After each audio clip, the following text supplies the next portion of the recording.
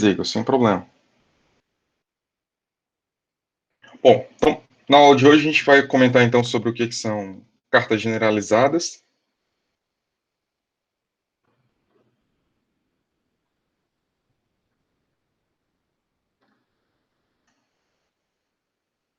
É algo que é muito comum, principalmente para a engenharia de petróleo, nas décadas antigas, principalmente, né? Quando o pessoal precisava de carta ainda, para poder fazer cálculo rápido de engenharia. Então, a gente tem essa herança aí do que ficou como carta generalizada. E é um negócio muito simples. Deixa eu copiar aqui umas figuras do livro de vocês, que aí fica mais fácil para a gente ver aqui um exemplo.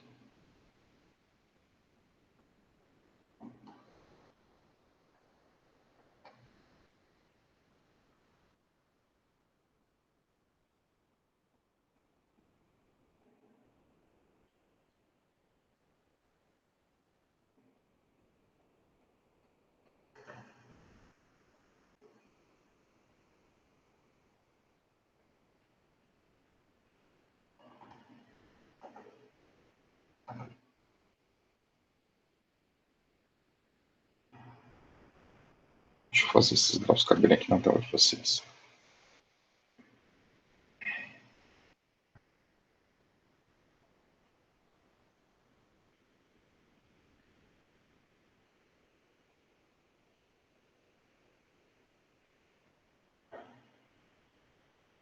Então, vamos lá, o que são essas cartas generalizadas? É quando você passa a admitir que é válido você conseguir escrever o desvio do comportamento de gás ideal, ou seja, o fator de compressibilidade como sendo Z0 mais ômega Z1.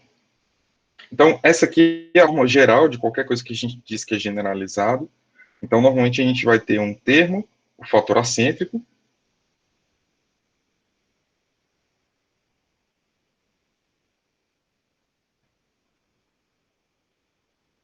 E aí a gente vai ter duas contribuições, uma Z0 e a outra Z1.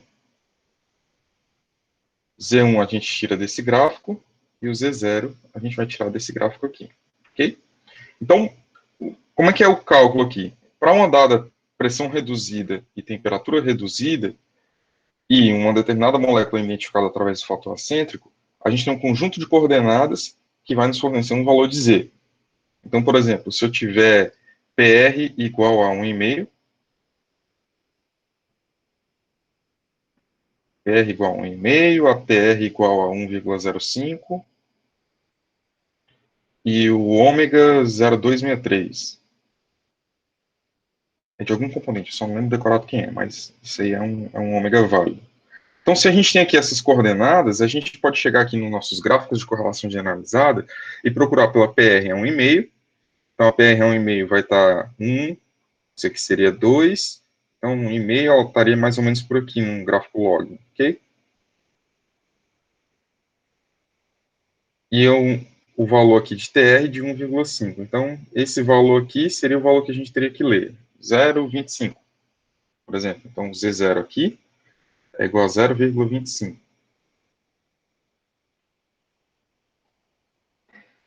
PR igual a 1,5, TR igual a 1,05, então a gente tem aqui menos 0,5.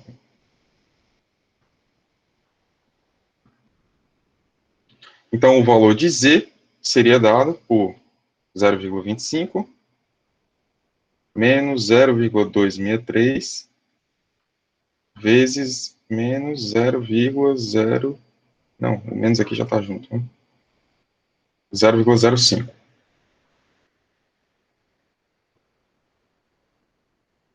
Escrever a conta aqui de maneira decente. Seria 0,25 menos 0,263 vezes 0,05. Ok?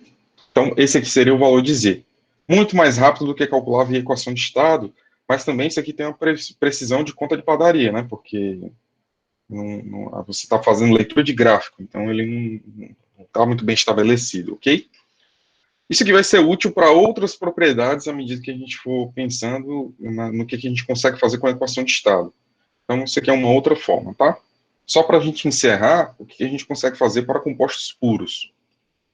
Obviamente, quando a gente está pensando em indústria do petróleo, a gente está pensando numa indústria que está tratando de uma mistura de hidrocarbonetos. Então, você pensar sobre os componentes puros é só para poder você conseguir entender qual é o comportamento das misturas. E é isso que a gente precisa entender agora, como sendo as regras de misturas.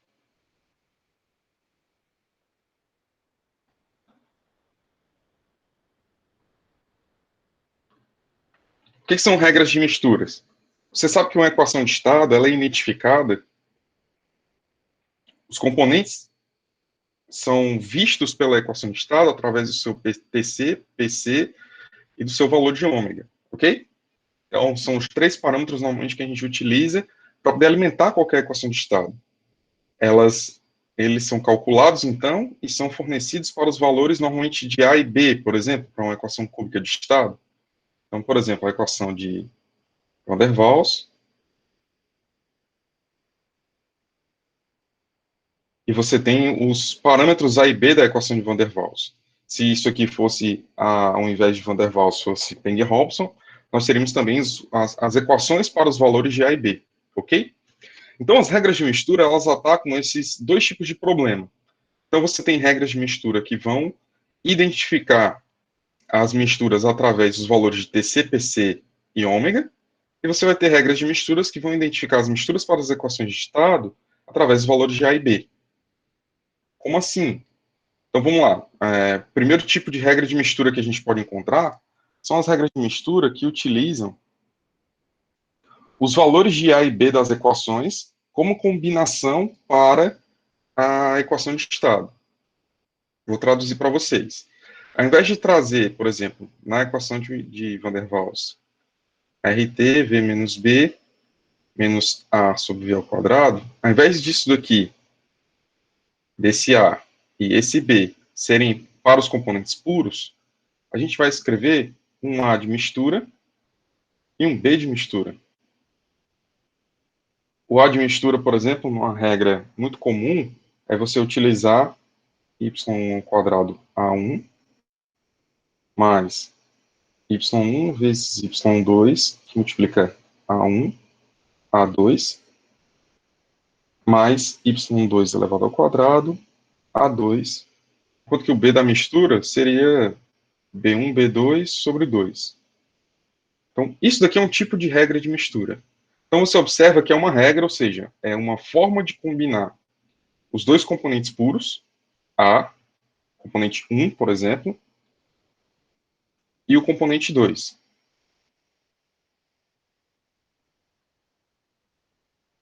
Então, a gente está combinando as informações do componente 1 e componente 2, e aí a equação de estado agora, ela não vai reconhecer mais somente o valor do A do componente puro 1 e do componente puro 2, mas ela vai reconhecer um A de mistura e um B de mistura. Ok? Professor, por que, que o A ele tem essa combinação tipo quadrática e o B tem uma mistura, tem uma questão simples de relação? Então, a gente tem que lembrar que o A ele é o parâmetro energético da equação de estado. Então, ele normalmente está junto com o parâmetro atrativo. Ele está junto com o termo atrativo da equação de estado. Lembra disso? Enquanto que o B, ele, na verdade, ele está relacionando mais como se fosse um volume ou tamanho da molécula, ok? É relativo ao tamanho da molécula, B. Então, você combinar volumes é mais fácil do que você estar combinando parâmetros atrativos. Pelo menos é isso que eu sempre tento entender para poder lembrar que o A é um parâmetro mais complexo para poder você associar um com o outro, ok? Esse é um tipo de regra de mistura, ok? Aqui, em outras regras de mistura, ao invés de ter esse parâmetro A1 e A2 aqui, você vai ter um parâmetro A12. E aí esse parâmetro, ele começa a inserir para a gente uma definição muito importante, que seria o parâmetro de interação binária.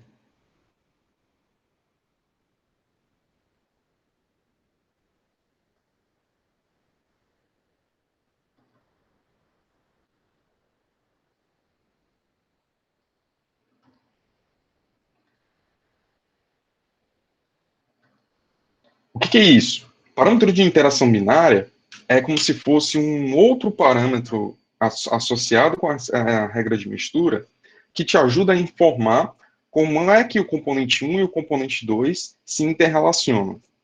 Sem esse parâmetro de interação binária, você teria o mesmo tipo de relação entre CO2 e metano e, por exemplo, CO2 e metanol. A gente teria somente dependente de cada um dos componentes puros. Então, só variaria o tipo de interdependência dessa substância.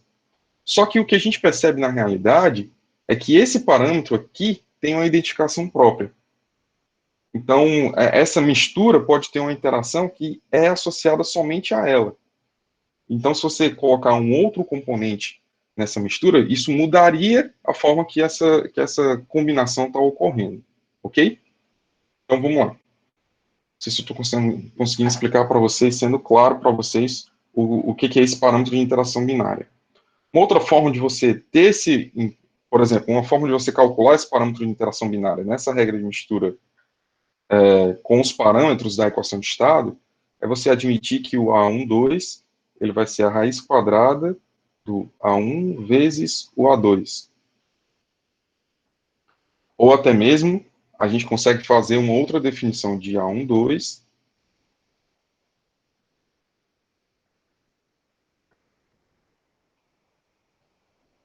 menos o K e J. Que aqui, esse aqui é a identificação do parâmetro de interação binária, propriamente dito. Professor, de onde é que saíram esses formatos de combinação? Saiu da cabeça de quem pensou essa regra de mistura. E se vocês verem, parece que a pessoa não sabia o que estava fazendo. Porque em engenharia, principalmente, quando você faz uma média de qualquer coisa, é porque você não tem a menor ideia de qual é o valor dele. Então, nem a mim, nem a você vão colocar no meio aqui para poder ter um meio termo. Então, sim, essas misturas normalmente elas surgem aleatoriamente, de você procurar saber quais são as possíveis combinações de você ter parâmetros de misturas, mas à medida que a gente vai avançando no conhecimento, a gente vai vendo que umas são melhores de serem aplicadas do que outras. Então, normalmente, toda equação de estado tem a sua própria regra de mistura, e é uma regra de mistura que pode já ser consolidada, ok? Então, além da média, aqui no parâmetro B de mistura, a gente, por exemplo, pode ter um parâmetro B de mistura que ele seja a ponderação da composição. Então, são todas formas que a gente vai avaliando. Professor, qual é a melhor? A melhor é a que você consiga avaliar previamente o desempenho dela, ok? Então, normalmente, como na indústria do petróleo a gente tem muito uso da equação de Peng-Robson, então a gente utiliza duas regras de misturas. A regra de mistura de Peng-Robson, propriamente dita, e a gente tem uma regra de mistura quadrática de Peng-Robson. Então, algumas delas levam em conta a densidade ao invés de somente a composição. Ok? A gente vai conseguir ver em detalhes no próximo trabalho que a gente vai fazer, que a gente vai fazer essas contas junto com o... deixa eu corrigir isso aqui. Junto com o XSOS, ok? Certo, então eu posso fazer essas combinações de regras de mistura nos parâmetros da equação estado, ou eu posso utilizar a definição de pseudocomponente.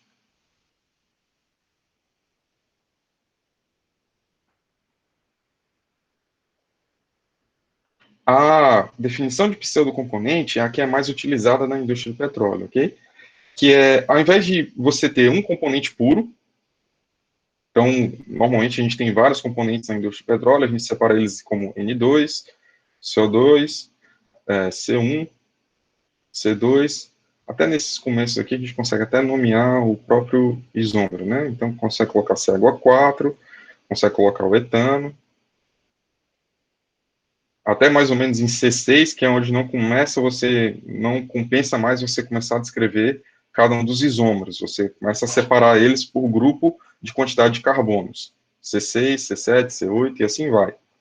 Então, cada componente desse tem a sua própria temperatura crítica, pressão crítica e tem o seu próprio fator acêntrico, de componente puro. Só que, para a equação de estado, ao invés de eu informar cada um deles e sair tentando bolar essas regras de misturas meio malucas aqui com os parâmetros das equações de estado, compensa eu te definir uma regra de mistura que eu transforme todos esses componentes em um componente só. E aí é que surge o pseudocomponente. Então, o pseudocomponente seria um componente que ele não é um componente puro realmente, é por isso que é pseudo, né, como se fosse um falso componente. Então, estou supondo um falso componente em que a temperatura crítica de mistura dele, a pressão crítica de mistura e o fator acêntrico dele são representativos dessa mistura que a gente está fazendo. É daí que surgem, por exemplo, as regras de Kay da mistura dos componentes. E aí, na regra de Kay das misturas dos componentes, a gente pode chamar, por exemplo, a temperatura crítica do pseudocomponente, né, da mistura aqui, como sendo a composição somatória da composição de cada um desses componentes pela temperatura crítica de cada um puro. A pressão crítica de cada um dos pseudocomponentes seria, então, somatória das composições, pressões críticas de cada um dos componentes puros. E o fator acêntrico da mesma forma. Então, seria a regra mais simples, aquela regra que a gente está iniciando para poder conseguir fazer qualquer avaliação básica, ok? Aqui também a gente pode ter o que a gente chama de parâmetro de interação binária. Então, é quando a gente encontra aqui para cada componente do tipo temperatura crítica do componente I, a gente vai ter a raiz quadrada, desculpa, IJ aqui, do componente I, temperatura crítica do componente J, que multiplica 1 menos o parâmetro de interação binária, KIJ. Ok? Então, a gente também tem a definição do parâmetro de interação binária para esse tipo de regras de mistura, ok?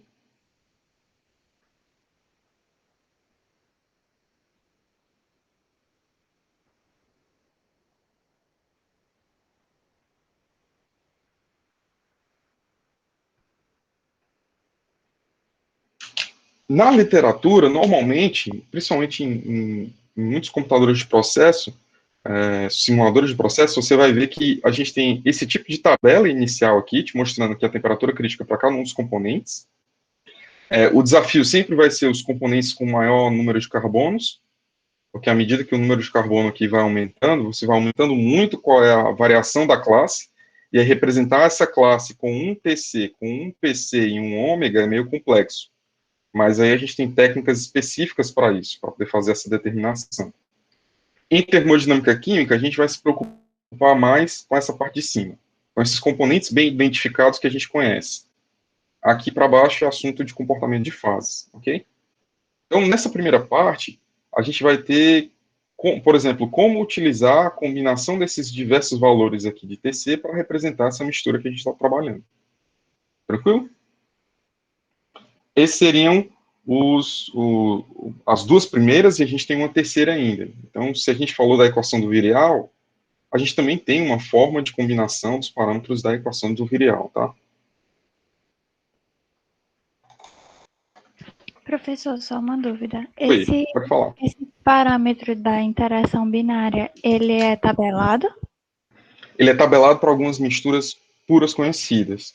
Ah, certo. A gente tem um desafio na indústria do petróleo, que é você tem infinitos componentes ali dentro daquela mistura.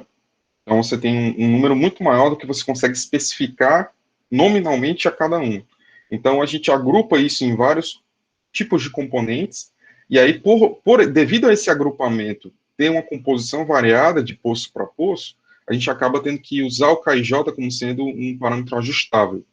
Então a gente ajusta o KIJ, o parâmetro de interação binária, é normalmente ajustado para as equações de estado cúbicas quando a gente está falando de petróleo. Então, a gente vai ajustar para poder tentar se aproximar de um comportamento que a gente já tem histórico do poço, para poder tentar fazer qualquer previsão para o futuro, ok? Mas para misturas puras, misturas simples, CO2 e N-hexadecano, isso já tem bem conhecido na literatura, tá?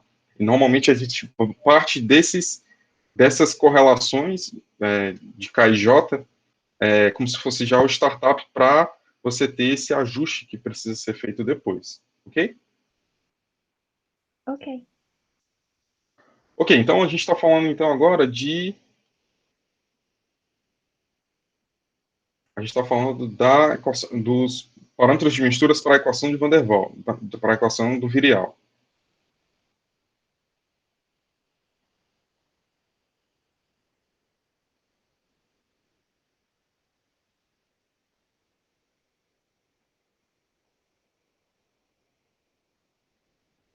Então, para a equação do virial, ela segue basicamente a mesma lógica do que a gente vinha fazendo para a combinação dos parâmetros das equações cúbicas. Então, a gente vai ter aqui um parâmetro B de mistura, ou seja, um segundo coeficiente do virial, como sendo um somatório duplo.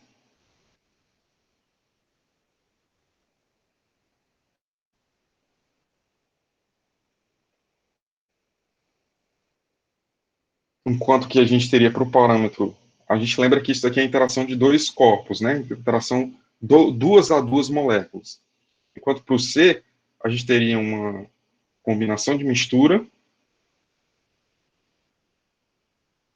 de três somatórios para cada uma das três composições que a gente tem dentro desse sistema. Ok?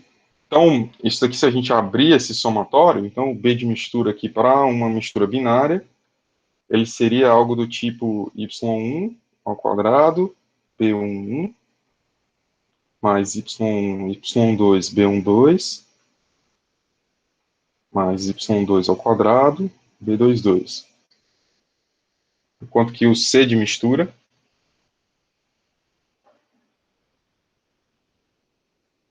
seria você ter o y1 a terceira, C11, mais y1 a segunda, que multiplica y2, C12, mais y1, y2 ao quadrado, C122, mais y3 ao cubo, ó, y3 ao cubo, y2 ao cubo, que multiplica C222. Então você vê que a complexidade vai aumentando muito desse somatório à medida que você vai adicionando mais termos na equação do virial. E isso daqui é só uma estimativa desses valores, né? E para cada um desses termos aqui que a gente tem, a gente vai ter então os parâmetros de interação binária do que a gente conhece desses sistemas, ok? Então, isso daí o que seria a regra de misturas para o Van der Waals.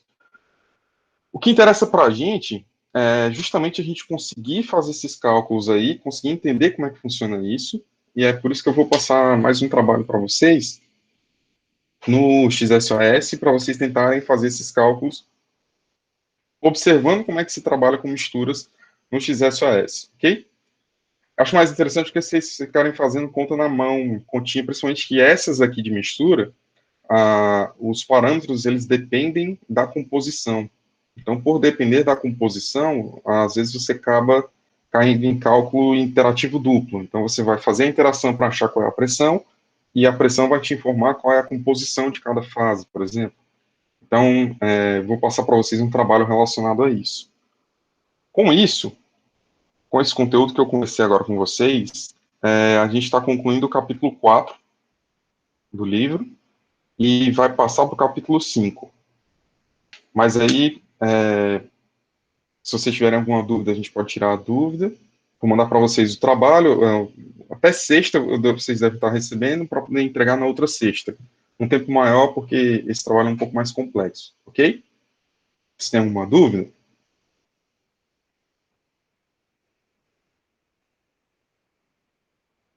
Tá. Deixa eu parar aqui a gravação.